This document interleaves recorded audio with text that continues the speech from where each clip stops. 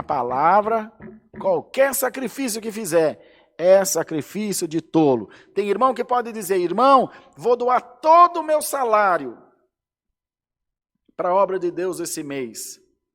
É um propósito que eu fiz a Deus. Amém, irmão, que maravilha. Glória a Deus. Mas sem a palavra na tua vida, você está jogando dinheiro para a janela. Para a obra é uma bênção que vai usar para alguma coisa, mas para você não produz nada. Porque acendeu uma chama no claro. É acender uma lâmpada na luz do dia. Não faz efeito. A luz é para as trevas. Em nome de Jesus Cristo, direcione bem a tua fé. Direcione bem as tuas ações. Direcione bem os teus propósitos. Para que você veja resultado. Cada tiro um alvo acertado. Agora eu vou fazer aqui.